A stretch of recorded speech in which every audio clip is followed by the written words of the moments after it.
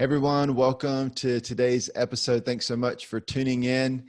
If you've ever wondered, why do we worship the way we worship, you're going to love today's episode. Did you know that for the last 2,000 years, Christians have not always worshiped the same way that we do in our Western evangelical churches? It's looked a lot different over the last 2,000 years. And we have special guest, Dr. Lester Ruth, who is the research professor of Christian worship at Duke Divinity School. And he has given years and years of his life to studying the history of contemporary or modern praise and worship. And so we are going to dive into history today. It's going to be exciting to think about why are we doing the things we're doing the way we're doing. And it's going to be a fascinating conversation. Look, before we dive in, if you're new to the podcast, welcome. The Presence Pioneers podcast exists to equip presence-centered communities to worship and pray night and day. We want to help you experience the presence of God. If you're a leader, to host the presence of God in your community, because we believe God's presence changes everything. Thanks so much. Please subscribe if you're not yet. If you're new to the podcast, you can also visit our website at presencepioneers.org. You can search through all the previous episodes, and you can make a donation if you'd like. You can learn more about our ministry. We offer short little Bible teachings and then extended conversations and interviews like the one we're going to have today with leaders in the worship and prayer movement. And so please subscribe, stay tuned with us. We're on Apple, Spotify, YouTube, and we would love to just track with you and help you, equip you, and provide a resource for you as you are worshiping and praying and pursuing God as a community. All right, Dr. Lester Ruth, welcome to the podcast. Thanks. It's good to be here. Yeah, it's great to have you here. We connected when our family was living in the Durham area. You are at Duke Divinity School. I'm going to give a little bio here, a historian of Christian worship with interest in the early church, especially the last 250 years and the history of contemporary praise and worship. You wrote a book called Loving on Jesus that came out in recent years, a concise history of contemporary worship. I've read it, really fascinating book, very good. And you're working on a larger academic, thick book, just concise, not concise, a detailed history of contemporary praise and worship that I think is supposed to be out next year. And so we're going to dive into some history today, which that's kind of different for the podcast, but you have such interesting research and perspective, and so much of what people that tune into this podcast are doing, they're doing it thinking, oh, this is normal. This is the way Christians act. And the truth is, it's not always been that way. So we're going to talk about history, and I'm excited to get your perspective on the podcast today. Let's start with this, if you don't mind. Sure. Because some people might want to tune out and say, oh, this is going to be about history. This is going to be boring. Why is church history important? Why does it even matter to know what the history of contemporary or modern worship is? Why is that important for us today? Well, thanks. And I Sure. hope people won't just immediately jump off right now because we're going to talk history. I think it matters for a variety of reasons. One, we got to realize Christian worship's always evolving. It is always changing. And history is just an attempt to try to come to grasp with what's gone on in the past, how it is that we got to where we are today, and what's likely to come. And I think that can have two benefits. One, it can show us where we've gone off the rails. That it's easy for Christians to fall into ruts in how they worship and just to carry on practices that they've inherited. And the original motivation, the drive, the biblical reasoning, the leading that God led a group of people to worship that way, that could be lost. So history can sometimes show us where we've gone off the rails. History can also show us ways out of the ruts that we've fallen into. It's how I got into worship history.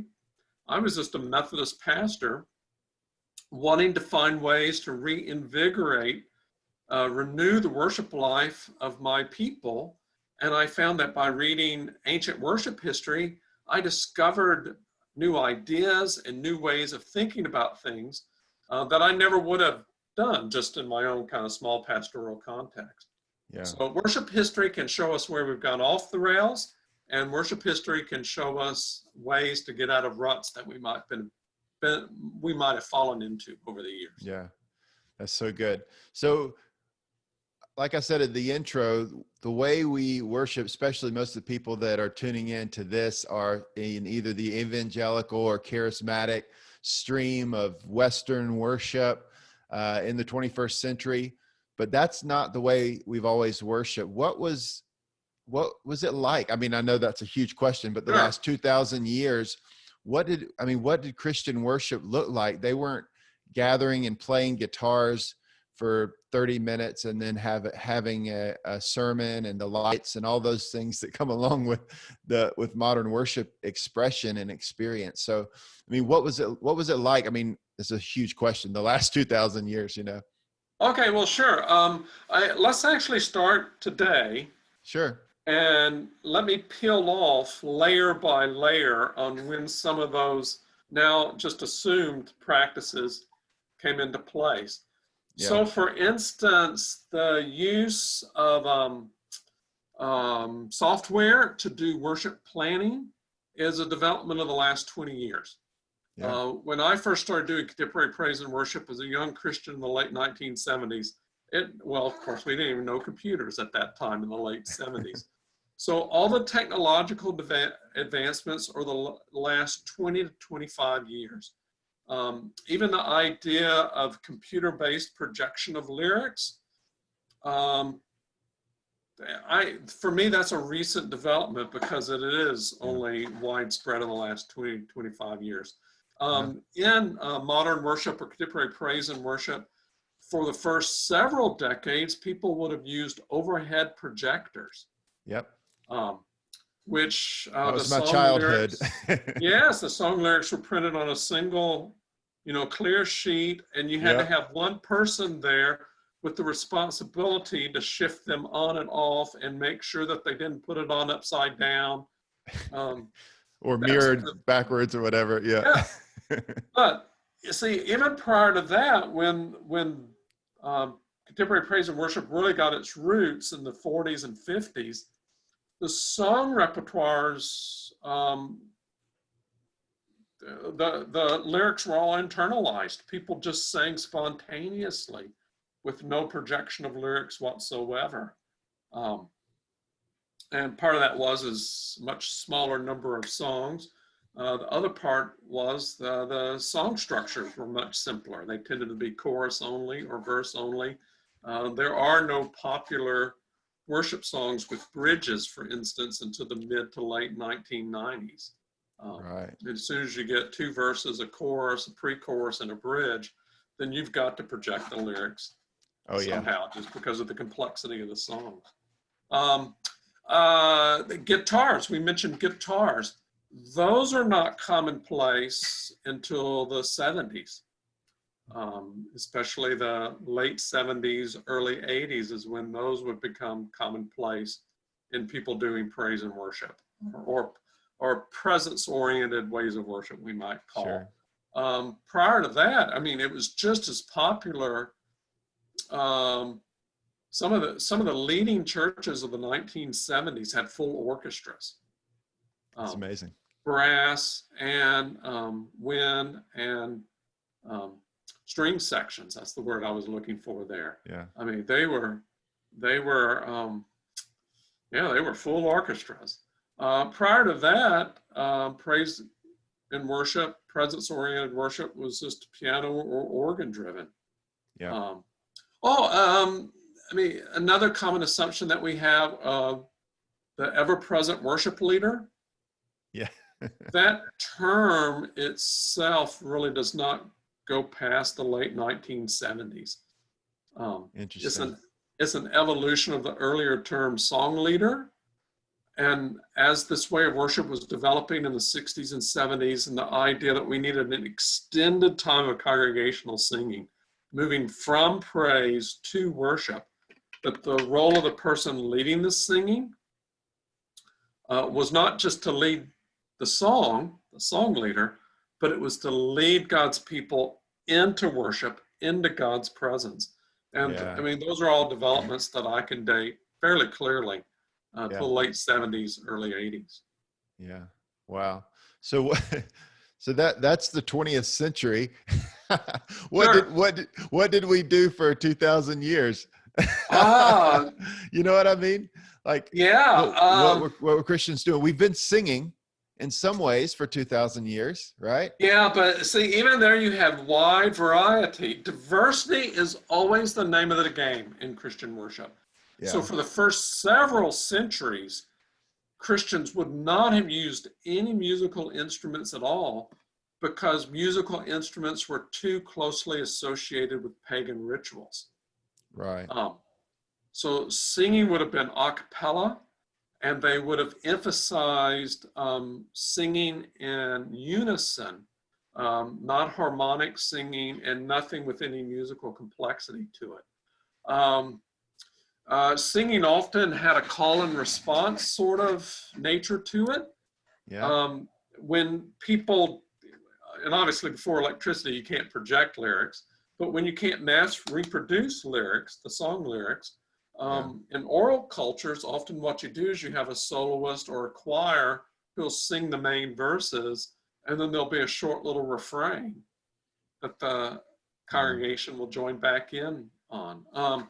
You can actually see that in the Bible. Is it Psalm 118, Psalm 119? Where it Uh, says his love endures forever, and then his they'll love sing a endures praise, forever. and And so then you have verse, his love yeah. endures forever. You can just see it actually built into the structure of the Yeah. psalm there. And in I think it's Nehemiah or Ezra, there's also a story of where they have antiphonal singing that's Antiphonal? happening there, where they have even choirs. It says that there's Yep. multiple choirs that are singing in those days, which is pretty fascinating. Choirs catch on among Christians in the 4th century or so. Okay. That's when we first start getting clear evidence of those. And when you have a choir, what that allows you to do is rehearse. And when you can rehearse, you can have more complicated music. Right. But their essential role was the choir never stood down. Okay. So by the time you get late patristic into the Middle Ages, the entire service is essentially musical, and it's almost like opera. So you have the clergy with their respective roles sung by and large. So you have priests and deacons. Then you have the choir, and the congregation is interacting with all of it, but the whole text is essentially musical. It's a much less Interesting. less sharp division between now we're speaking and now we're singing and being musical. Yeah. And when you're That's chanting, which is a semi sort of musical form, you can see that that's kind of a halfway point. Yeah. So if you're That's so even handling interesting. the scripture readings in that way. Yeah. You know, what's fascinating is like the International House of Prayer in Kansas City, which has done 24/7 musical worship and prayer for the last 20 years. A lot of people that tune in with us are inspired by what they're doing and Sure. and that kind of thing. And they number one, they sing scripture and pray scripture. They Yep. they have certain portions that are antiphonal. Yeah. And the music never stops. It's very fascinating. It's almost like, obviously it's using contemporary musical styles and instruments, but it sounds very similar if you think about, it's kind of the music's going nonstop. There's singers going, the Bible is in the middle of it, and it's kind of bouncing around back and forth, but it all kind of flows together rather than we're going to have music time and then now we're going to have somebody teach and preach the scriptures. So I'm pretty sure they haven't tried to intentionally pick up on historic practices there, but it's interesting that in their desire to have unceasing worship, that they have fallen back into things that have shown up from time to time. And you can, if I can just show your audience one thing, this is my wristwatch. I mean, these are fairly new technology. And so for the first 15 to 16, 1700 years of Christian worship, there's a whole different sense of relationship to time. Interesting. And so unbounded time, the ability to let things unfold, respond, not feel pressure to try to get things done quickly. That's interesting. Yeah, fascinating. And so we are where we are now. A lot of people probably, I would guess, if they had to think about modern contemporary worship, I use the term modern, but we're kind of mean the same thing when we say modern worship and contemporary worship. But a lot of people think probably about the Jesus movement and what emerged there. But there's actually some earlier things that began stirring in the 40s and 50s. And so I'd love for you to maybe share some of the story of that. There was the Latter Rain revival that began to happen in the late 40s and early 50s. And wouldn't you say that was in a lot of ways a genesis point of what we would call modern worship? Yeah, indeed. In fact, I'm working on a paper right now, conference paper I'll give in a month or two, on why we would still have contemporary praise and worship or modern worship, even if there had not been any Jesus people. Wow. And the problem has been in the writing of the history is to presume that we only have the Mississippi River because we have the Ohio River. Let me explain this. So the Ohio River is the Jesus people developments. But there are actually headwaters. The Mississippi starts before the Ohio flows into it. So in the late 40s into the 50s, you had some Christians, especially in Canada, of all places, who got caught up with a theology based on Psalm 22:3 that God inhabits the praises of his people. And there was a revival that broke out in Canada in 1948 in Saskatchewan, of all places. And that theology gets attached to that revival. And it just captures the imagination of everyone involved with that. They're all Pentecostal. By that time, Pentecostal worship had been around half a century, and it had fallen into its own sort of ruts. Yeah. So you mean because of the Azusa Street revival? Yeah, that's 1906. So there was that Pentecostal movement, but by the time you get to the 40s, 50s, it was kind of in a rut. Yeah, you're into third generation Pentecostal by then. Yeah. And so they still emphasized praise, but at least the folks in Canada attached to this revival thought it was rather formulaic, dead and lifeless, which is not normally the terms we associate with Pentecostal worship, but these are Pentecostals self-critiquing other Pentecostals. Yeah.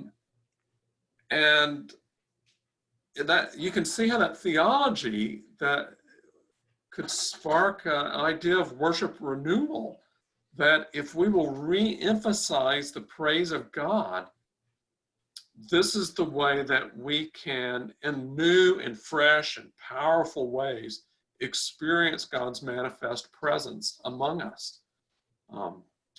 And so that theology and the practices developed. The churches engaged in this largely got kicked out of the already established Pentecostal denominations. So in the US, the Assemblies of God wouldn't have anything to do with those sort of folks. And in Canada, the Pentecostal Assemblies of Canada wouldn't have anything to do with those sort of folks. So that it was a loose network of independent congregations. Many on the West Coast, Canada, the Midwest. I recently discovered that one of the leading churches in the 1950s was about 2 blocks away from my family's favorite barbecue restaurant in Beaumont, Texas. Oh, that's cool.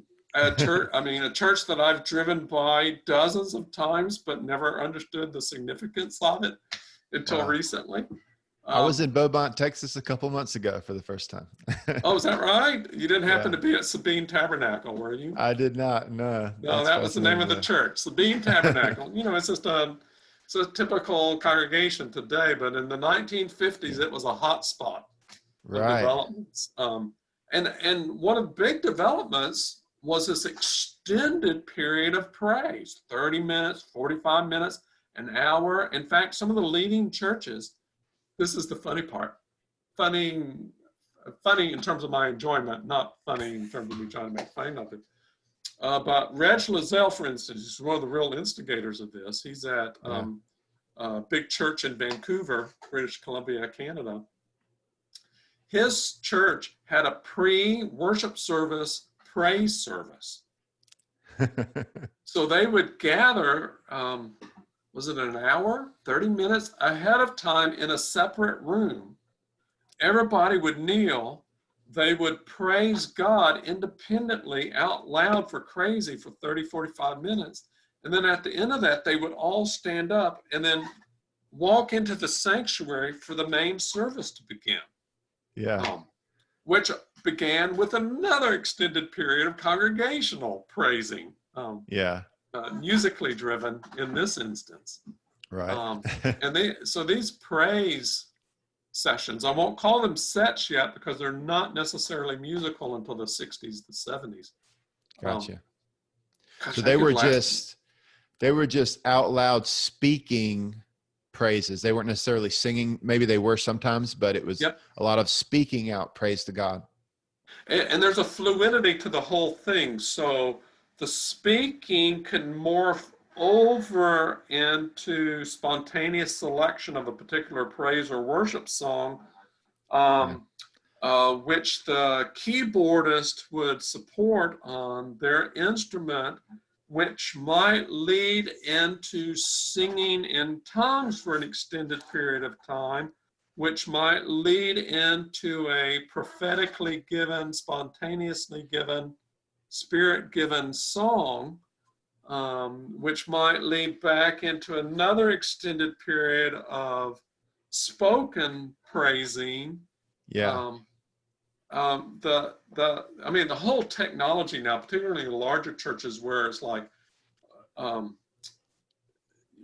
we're playing to a click track with in-ear monitors, and we've allocated this much time for this song and this much time for the worship set. None of that sensibility is in play in the 50s and 60s. Right. That's fascinating. And what they were doing and what you're describing, that was largely unheard of at that time. Yeah. Yeah. Yeah. I mean, it was Pentecostal worship would have been more lively Baptist worship. Okay. By and large, okay? Yeah. So things were in a sequence.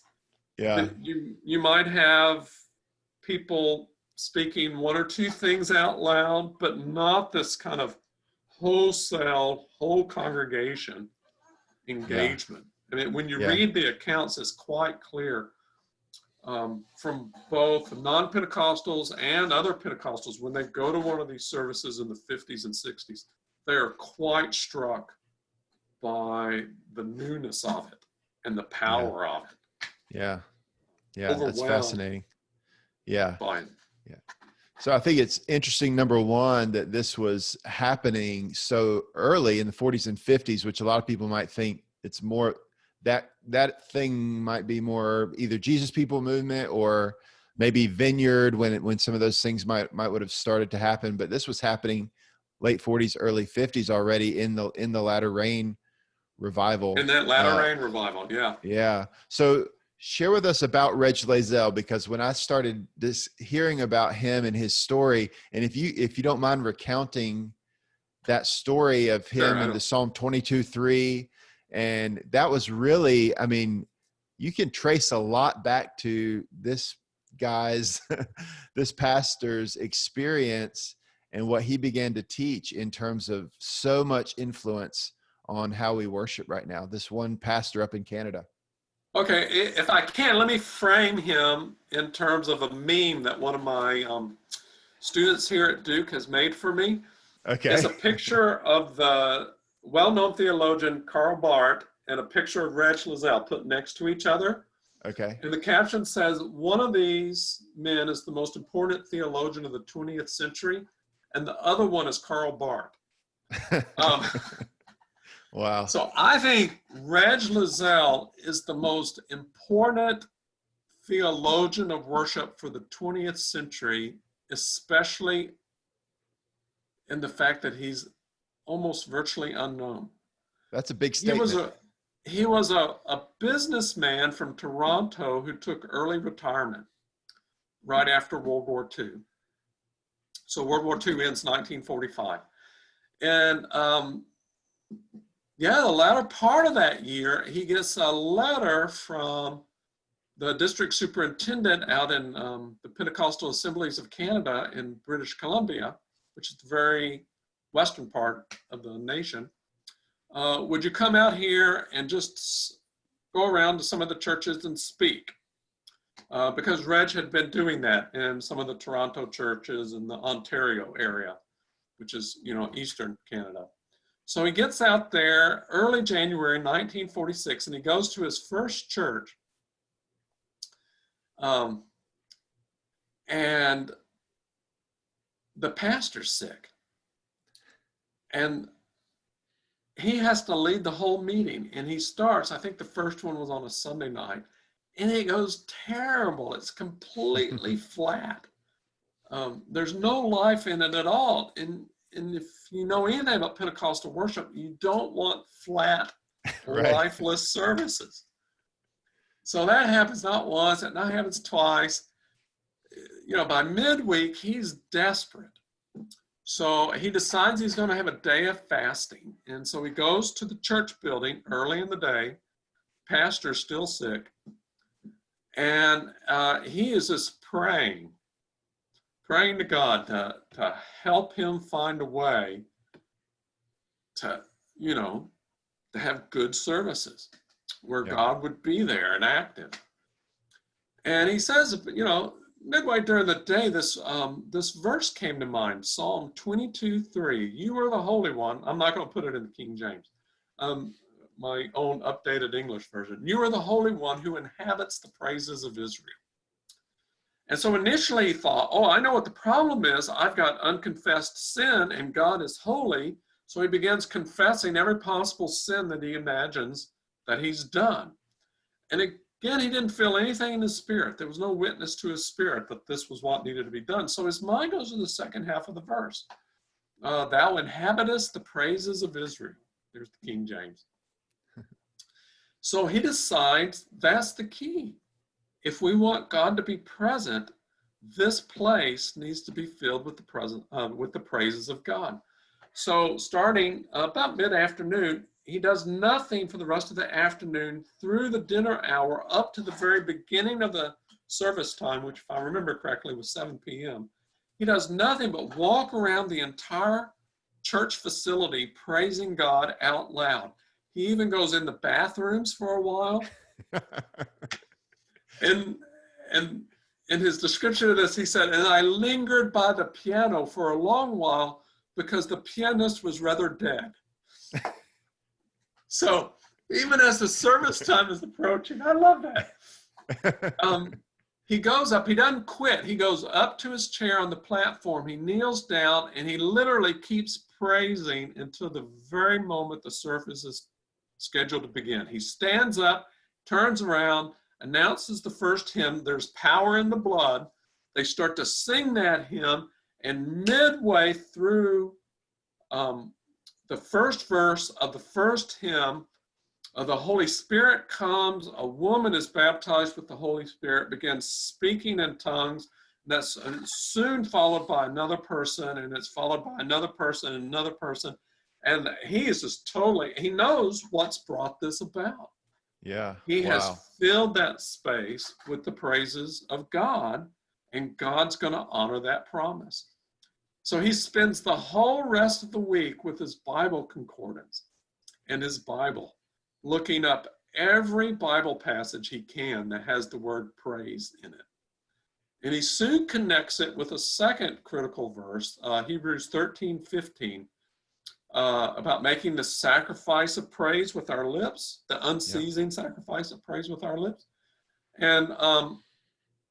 And so what he does is he begins to construct an elementary theology. Psalm 22:3 provides the promise: where there is praise, God will be there.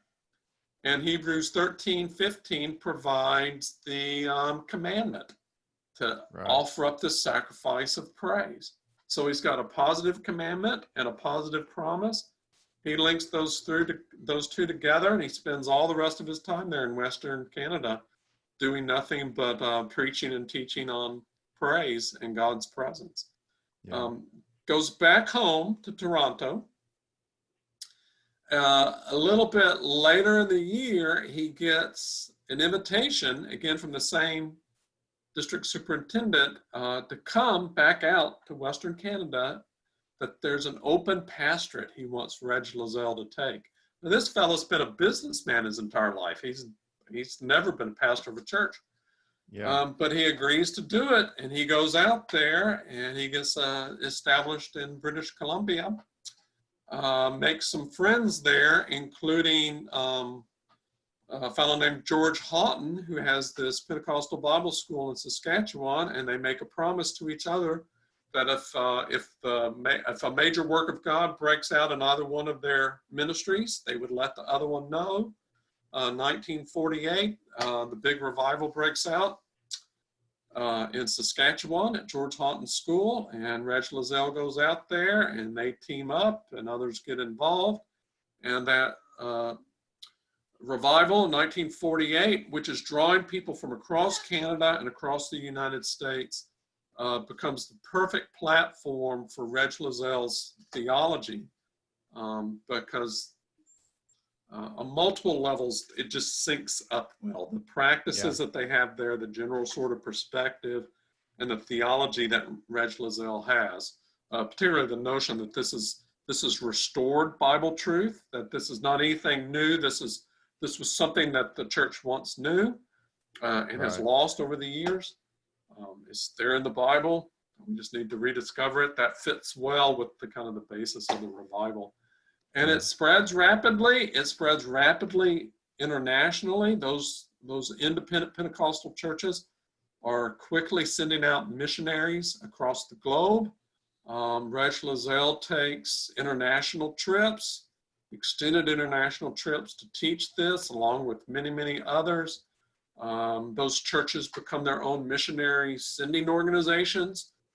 So by, if I can remember correctly, 1954 or so, there's a spirit-led woman from Reg Lozelle's church, Kay Gordon, who feels led to go to the Arctic, a northern part of Canada, where she's teaching praise and worship, God's presence connected to praise, to the Inuits, the native Inuits in northern Canada, of all places.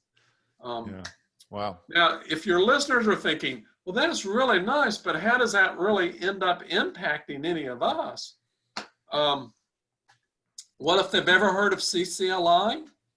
Yeah. The first president of CCLI grew up in Reg Lozelle's church.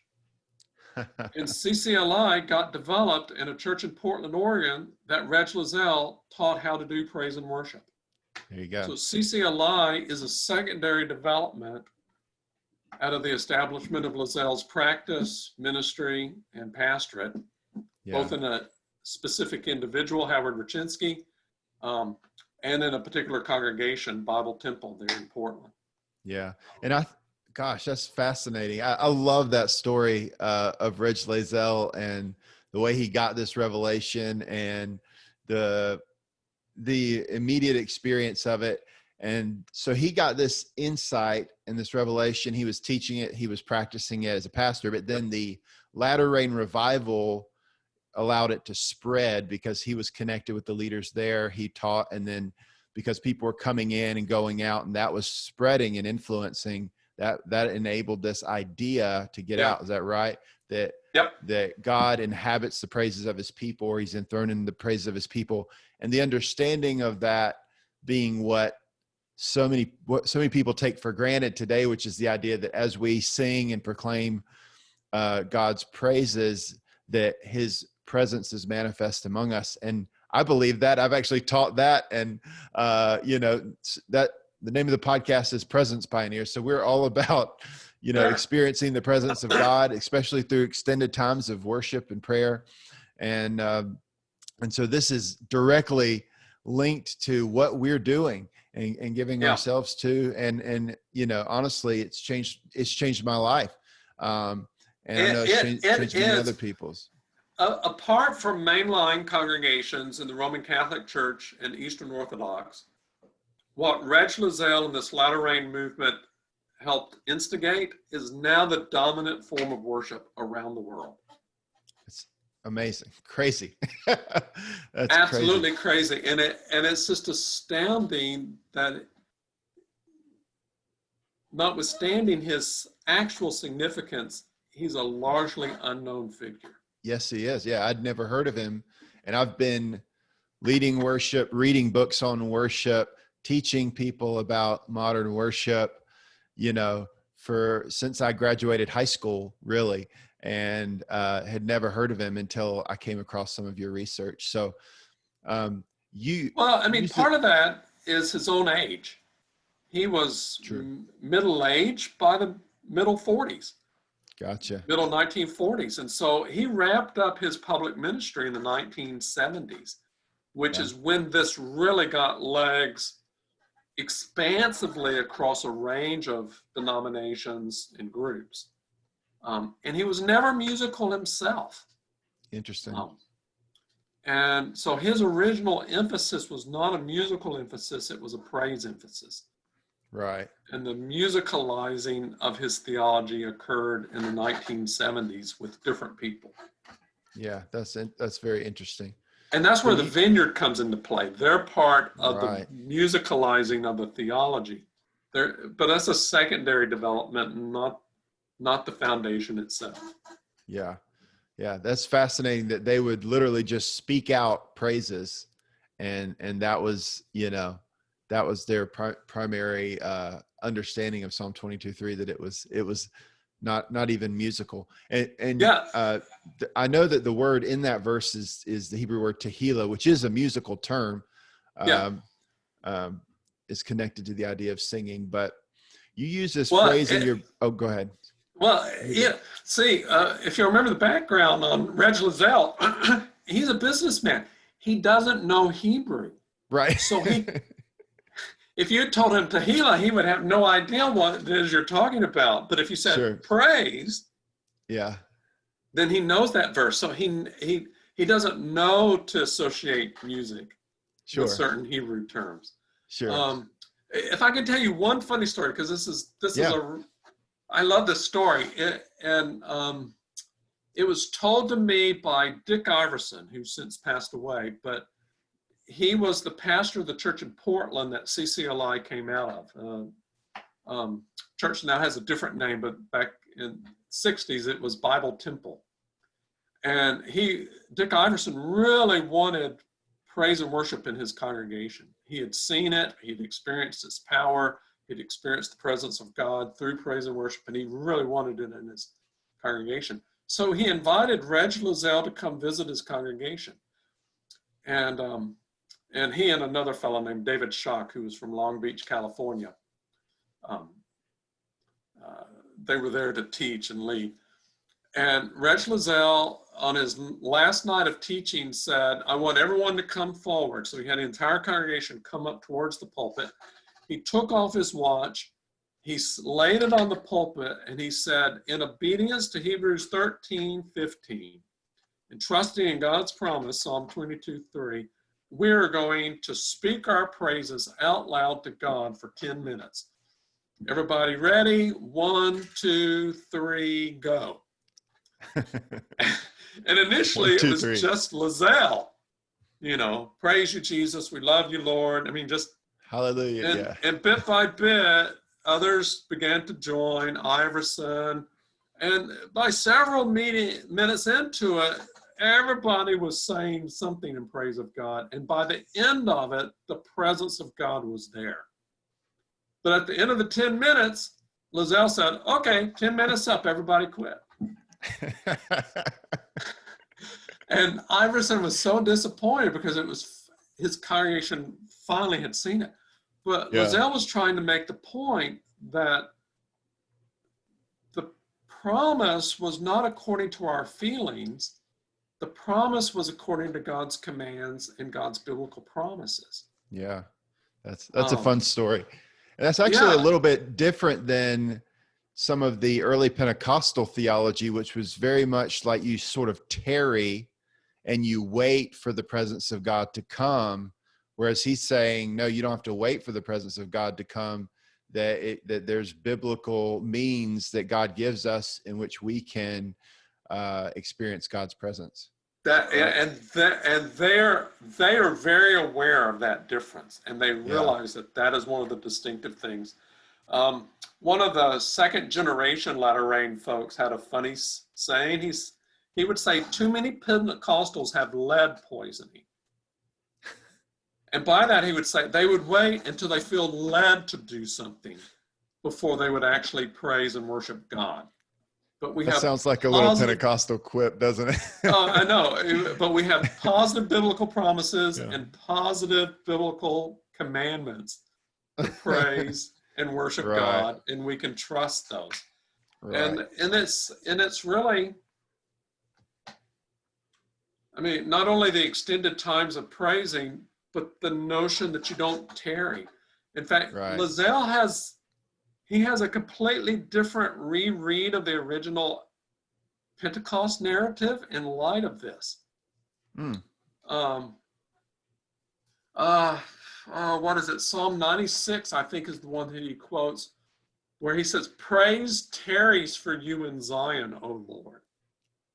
So when he's describing the 10 days between the ascension of Jesus and the outpouring of the Spirit, Yeah. it wasn't just like the apostles were just sitting there checking Twitter all the time, doing social media. He says, no, they understood the promise and the commandment. Right.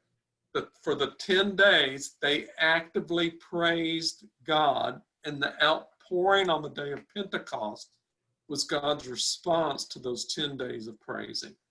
Yeah, that's interesting. There is actually a verse, I think, at the end of one of the Gospels where it talks about the apostles were praising God after Jesus's ascension. Mm-hmm. But anyway, that's fascinating difference there. So Yeah. the key verse is Psalm 22:3. Psalm 22:3. That's it, isn't it? I mean, that's the verse that Yeah. he got, and how much traction has that verse gotten in the last 60 years in the body of Christ? Well, that's interesting. In the last, last 50 years, quite a bit. Yeah. So I've been trying to put together an appendix for the book I'm working on every published reference to that verse in this context with this meaning. Right. And I'm having, other than Loisel and some of his closest counterparts, I'm having a hard time finding it in published forms before the early 1970s. Okay. But there was a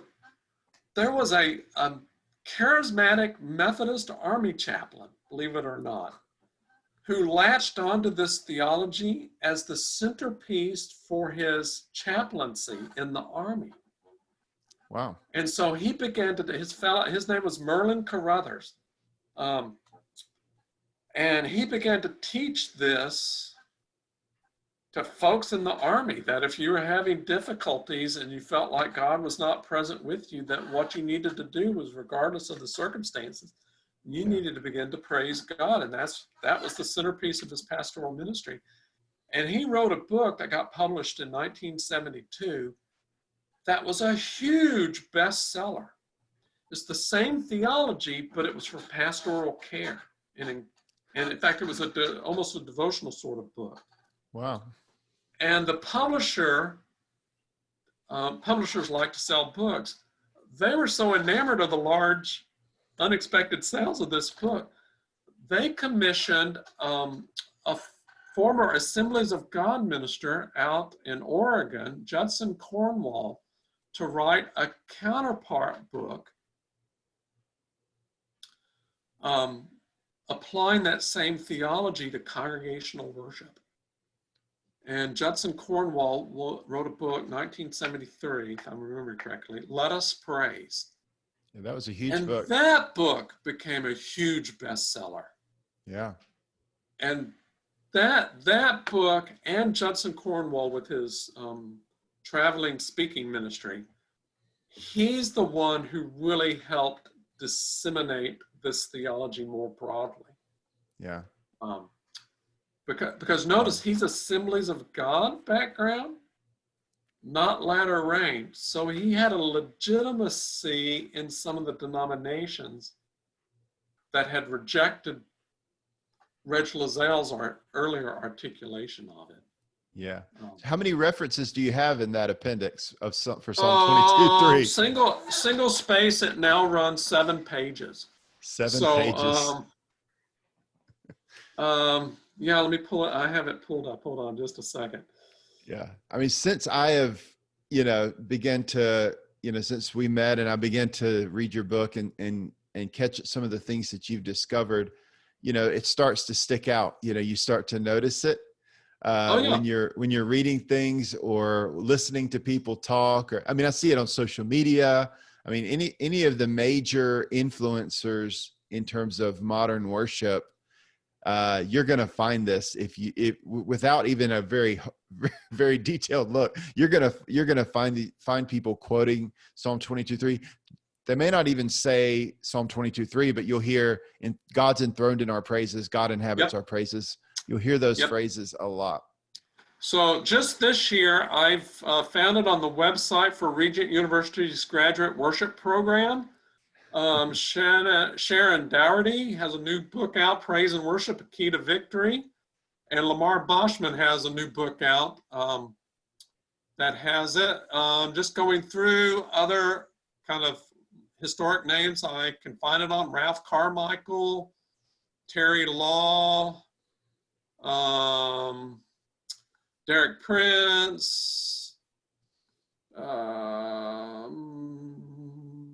I'm just trying to, Darlene Checks, her book, Extravagant Worship, 2002. Buddy Owens, who's was critical in Promise Keepers. Carol Cimbala, who I think is connected with Brooklyn Tabernacle. Oh yeah, Jim Cimbala, yeah. Yep. Joseph Garlington, who was a key figure in African American praise and worship. John Wimber. Yeah. Sally Morgenthaler, who had an important book in the mid-90s. Watchman Nee. Judith McAllister, who put praise and worship on the map for Black Pentecostals. Mike Bickle, speaking of IHOP. Yeah. Twyla Paris, Jack Hayford. Oh yeah, list goes on and on. On and on. Howard Brzezinski. Yeah, Matthew Lilly, a lot of people. Yep. Our good friend David Fritch, who we've had on here before, wrote the book called Enthroned, about the Tabernacle of David, and literally uses that word as the title of his book, which is from Psalm 23. And I can even give the historic background on how you kind of get two streams of thought. Is it inhabit or is it enthroned? Oh yeah, because depending on the translation, some say depending inhabit, on the translation, and the Hebrew word itself is vague enough. It can lean one way or the other way. So like Jack Hayford, who knows Hebrew, does his own translation of the verse in the late 1960s, 1970s.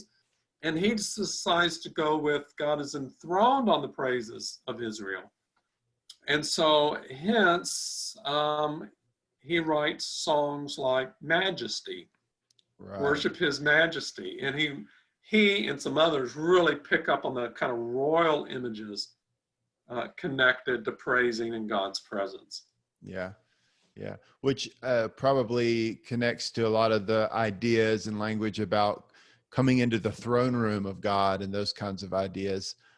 Which are the kinds of things that I heard growing up and which were kind of implied in some of the songs that we sang, that kind of thing. There's a book. I don't know if you've looked into the writings by Dick Eastman. He's a missions guy, but he is, I I forget which book it is. He writes a lot about worship and prayer, and I don't know if he heard it in an Asian nation or whatever, but they took Psalm 22:3 and said that praise makes a big chair for God to come sit in. And so he was, I guess, somewhere in the Asian nation, and they were trying to translate what they were saying, Psalm 22:3, back to English. And it came across as praise makes a big chair for God to sit in, which I thought was kind of funny. That is kind of funny. I mean, I've seen so many variations on the basic theme. Right. Some folks like the notion of dwelling. Right. Yeah.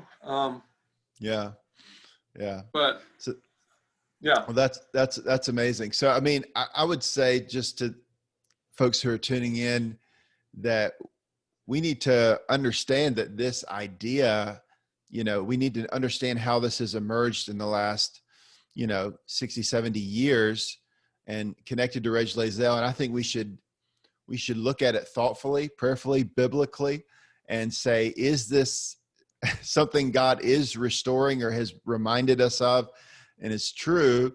Or is this some kind of weird Pentecostal charismatic thing that has invaded the church, or somewhere in between?